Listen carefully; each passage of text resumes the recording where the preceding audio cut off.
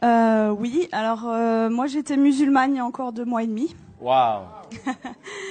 Et je suis médecin, on m'a annoncé un cancer des ovaires au mois de juin. D'accord, d'accord. Et pendant 3 semaines, 1 mois, en fait, j'étais très très mal, jusqu'à entendre parler de Jésus. Quoi, j'en avais déjà entendu parler, mais là j'ai été vraiment touchée sur une vidéo comme ça un soir chez moi. Et donc je me suis intéressée à cette personne et en fait j'avais pleuré pendant 3 semaines de tristesse et là je pleurais d'amour. Wow. Et je comprenais pas.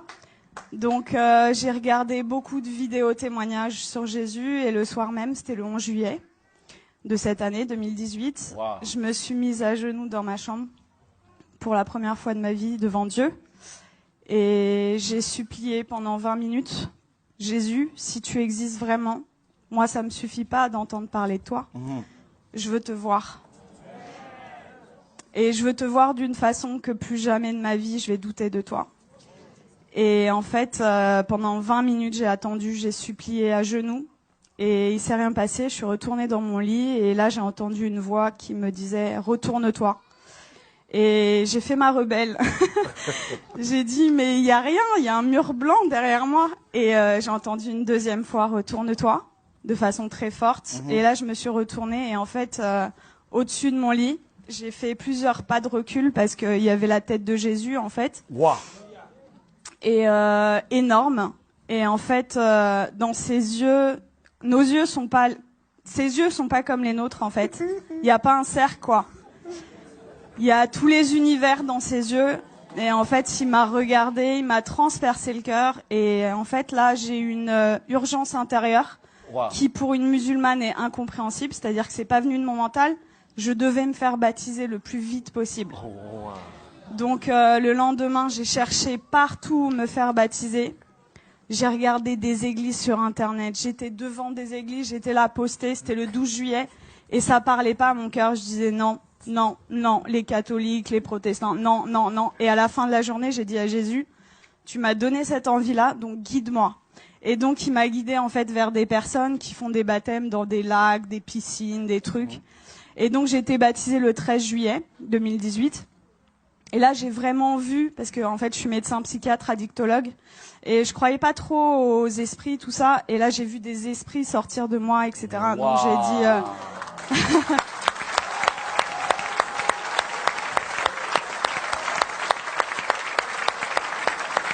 Est-ce que ça vous dérange de venir un peu? Hein? Ça vous dérange de venir? De quoi? Est-ce que vous pouvez venir? C'est possible? Ah oui, je peux. Mais là, c'est... Quand on parle de Jésus ici, là... Wow! Jésus... Attends. Merveilleux, merveilleux, Dieu pour moi, tout-puissant, créateur, prince de la paix, il me sauve, il me garde en lui à jamais. Merveilleux, mon sauveur, mon Dieu, mon... Wow!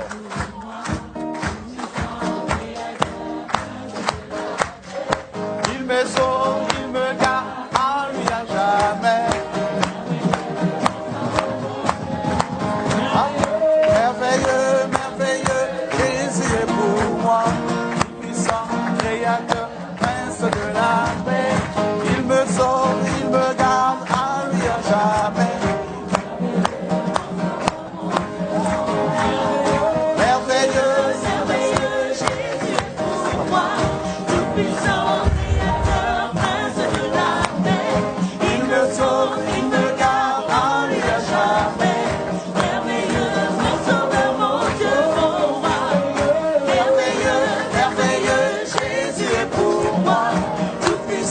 Créateur, prince de la paix, il me sauve, il me garde en lui à jamais. Merveilleux, mon sauveur, mon Dieu, mon roi.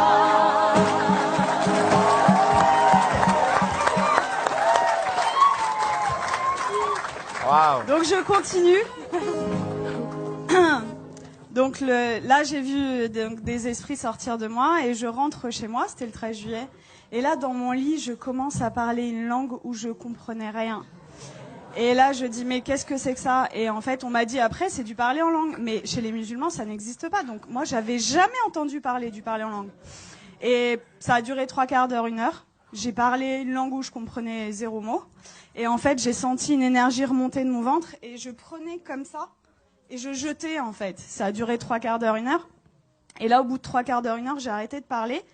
Et j'avais des douleurs depuis 4 ans, tous les jours. Et là, pour la première fois depuis 4 ans, plus aucune douleur.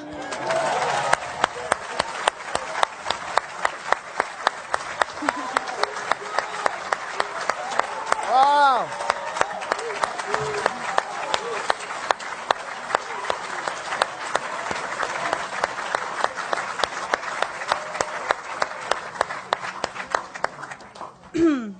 Et donc là, j'ai dit, ok, je suis guérie, c'est bon.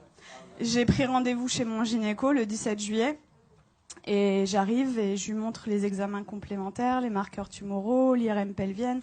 Et il me dit, bon, écoutez, alors c'est une maladie très sévère. On va opérer, on va faire un traitement, etc. Et là, je le regarde avec le sourire et je lui dis, vous savez pas ce que je vais vous dire? Je suis guérie. Et là... Et là, il me dit, comment ça, je comprends pas. Il m'a écouté quand même parce que je suis médecin, j'ai un cabinet juste à côté de chez lui, quoi. Donc il savait que c'était pas n'importe, voilà. Et là, je lui dis, mais en fait, je suis guérie. Et il me dit, bon, parce que le déni en médecine, ça existe beaucoup. Il me dit, bon, allez, on va faire l'échographie. Et en fait, là, il me fait l'échographie et il était bouche bée. Donc, en fait, il passe sur l'ovaire gauche. Là, il me dit au ralenti, ovaire gauche normal.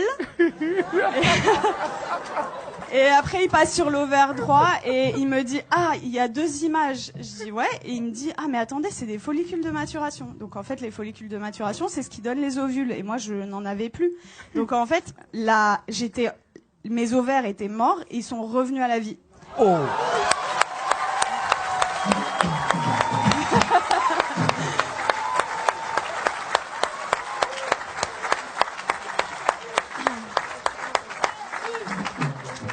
Et là, il retire la sonde et il me dit, vous vous rhabillez, vous allez m'expliquer ce qui s'est passé.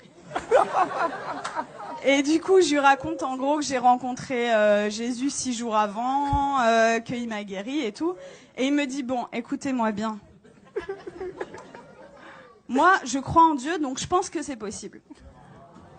Je suis juive, donc je pense que c'est possible. Mais vous êtes médecin, attention, gardez ça pour vous. Et là, je lui ai dit, j'ai rigolé. Je lui ai dit, c'est impossible. Je lui ai dit, je veux que le monde entier...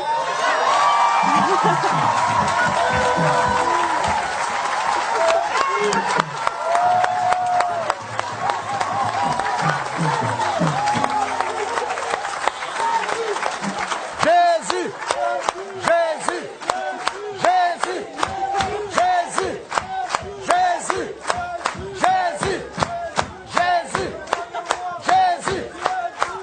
Jésus, Jésus, Jésus, Jésus, Jésus,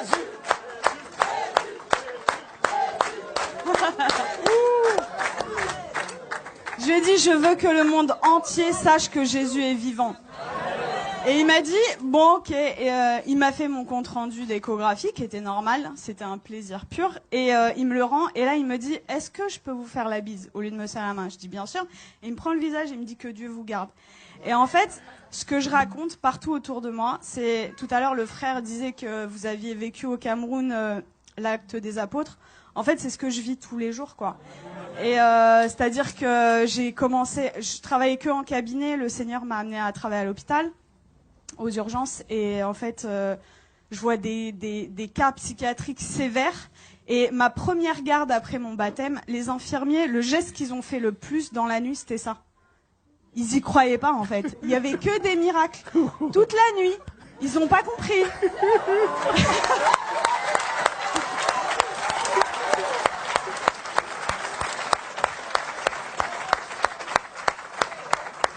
Et en fait, partout où je vais, partout où le Seigneur donc est avec moi, il se passe des miracles. Et c'est ce que je dis, en fait. Moi, ça fait que 2 mois et demi que je suis chrétienne. Et je vois les frères et sœurs, ils osent pas parler de Jésus. Ils ont limite honte de lui. Je dis, mais oh! Moi, je vais au salon de coiffure, il y a des coiffeuses qui sont guéries. Je vais à la boulangerie, à la boulangère.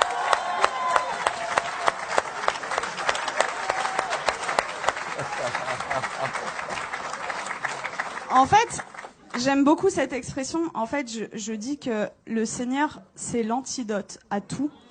Et le monde entier a le poison. C'est-à-dire qu'ils connaissent pas Jésus.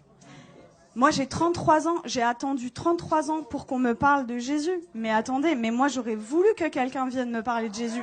Vienne me dire, mais attends, la solution à tous tes problèmes, ton malheur et tout, c'est Jésus la solution. Mais personne autour de moi. J'avais aucun chrétien autour de moi. Donc, dans ma famille, ils sont tous musulmans et quelques personnes athées. Et en fait, ils comprennent pas du tout ce qui se passe. Mais juste, je voulais vous dire que je vis des miracles tous les jours. Tous les jours, c'est des prodiges de Dieu. Je vais vous raconter juste, il y a quelques jours, ce qui s'est passé parce que je dois choisir et je peux pas tout vous raconter. Donc, il y a ma famille qui était en Algérie pendant tout l'été. Ils sont rentrés et il y a mon oncle, en fait.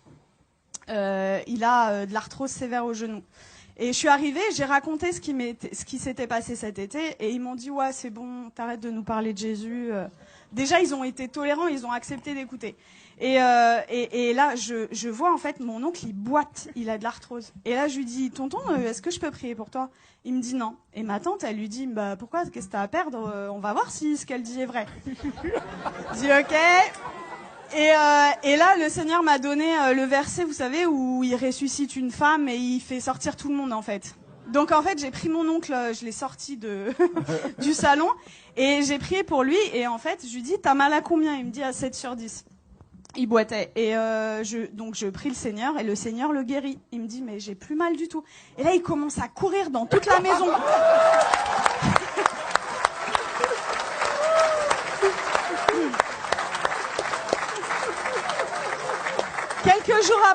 Quelques jours après, je retourne dans la famille et là, il me dit, Nermine, tu vas pas me croire, j'ai vu mon ophtalmo. En fait, il voit son ophtalmo 2 fois par an et pour son glaucome. Donc, le glaucome, c'est une maladie chronique, c'est à vie, c'est comme le diabète. Et il me dit, l'ophtalmo, il a pas compris, j'ai plus de glaucome. Il lui a dit, je peux pas t'arrêter les 2 traitements parce que voilà, mais j'en arrête 1 sur 2. La prochaine fois, s'il y a plus rien, on arrête le 2e, quoi. Et donc ça, c'était mon oncle et mon père qui a 80 ans, musulman depuis 80 ans. Wow.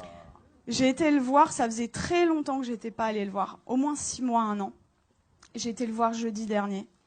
Et en fait, je lui ai raconté ce qui m'est arrivé. Il a été guéri, j'ai prié pour lui, il a été guéri de ses acouphènes, c'est des bourdonnements. Il avait depuis 10 ans, plus d'acouphènes. Il avait mal au dos, il pouvait pas sortir sans ceinture. Plus de ceinture. Je l'ai sorti sans ceinture. Il voyait double, il avait une diplopie. Il voyait double quand il mettait pas ses lunettes. Plus de diplopie. Et là, au bout de 2 heures, il me dit, c'est bon, je me donne à lui.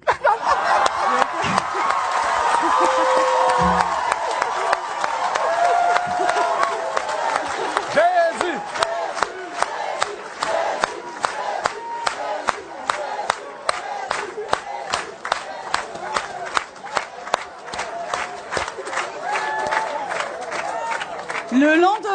Le lendemain, donc c'était vendredi là, non, c'était pas hier, c'était vendredi dernier. Vendredi, j'arrive, donc le lendemain, en fait là, il me dit, tout ce qu'on s'est dit là, t'oublies, c'était des bêtises, tu me parles plus de Jésus. J'étais choquée. Je dis bon, ok. Et là, dans ma tête, au bout de 2 minutes, je dis non, ça va pas se passer comme ça. Et ça, vraiment, les frères et sœurs, c'est un truc hyper important. Vous priez, mais il faut proclamer aussi ce qui est écrit dans la parole. Et donc, dans ma tête, j'ai dit, je proclame qu'il appartient à Jésus. Je proclame qu'il appartient à Jésus. Et donc, j'ai proclamé. Et là, il me dit, j'ai la tête lourde et tout. Et j'ai dit, j'ai vu l'opportunité. Je dis, je peux prier pour toi? Et il me dit, non, tu m'approches pas. Et donc, en fait, 3 fois d'affilée, en 1 heure, peut-être 3 fois, je lui ai proposé. La 3e fois, il me dit, ça prend combien de temps? Je lui dis 5 secondes. Je dis ok. Il me dit ok. Donc, je mets ma main comme ça, je chasse les esprits au nom de Jésus. Et là, il éternue, mais de façon disproportionnée. Et là, il me regarde et il me dit, c'est parti. Je dis, ah ouais? Et il me dit, tu crois que ça a un rapport avec ta prière? Je dis, bah totalement. Et du coup, on est reparti à parler de Jésus. Je l'ai sorti, on est parti manger ensemble. Ça faisait 20 ans, ça faisait 20 ans qu'on n'était pas sortis ensemble. Et en fait, je lui ai parlé du baptême dans l'après-midi. Et dans l'après-midi, il me dit, ok, je suis ok pour être baptisé. Donc là, j'étais là, j'ai dit, je vais te baptiser dans ma baignoire, mais je voulais pas le faire toute seule. Donc j'ai écrit à des frères et tout, oh, mon père, il veut se faire baptiser, qui sait? Et du coup, j'ai un frère qui est venu, et à 21h vendredi dernier, j'ai baptisé mon père.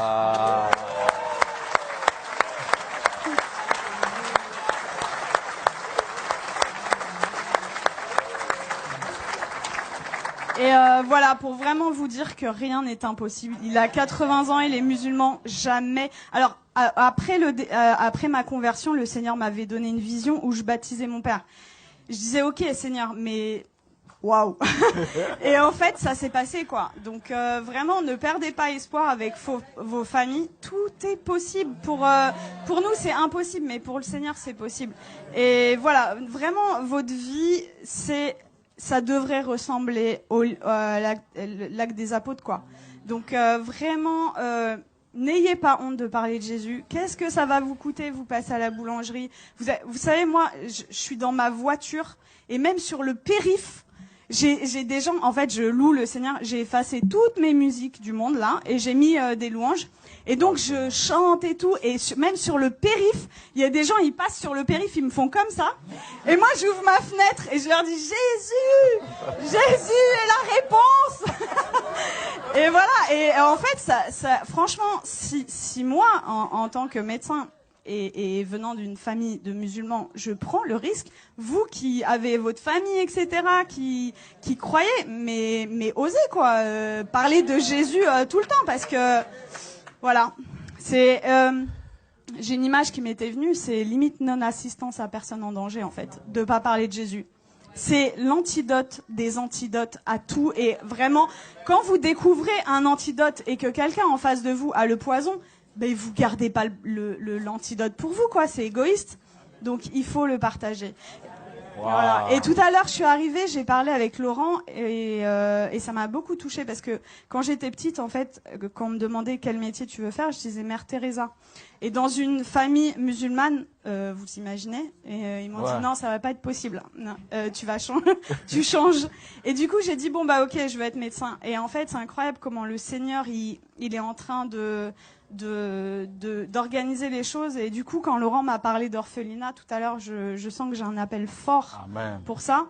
Et voilà, on verra comment le Seigneur fait les choses. Mais voilà, Dieu vous aime beaucoup et croyez. Alléluia.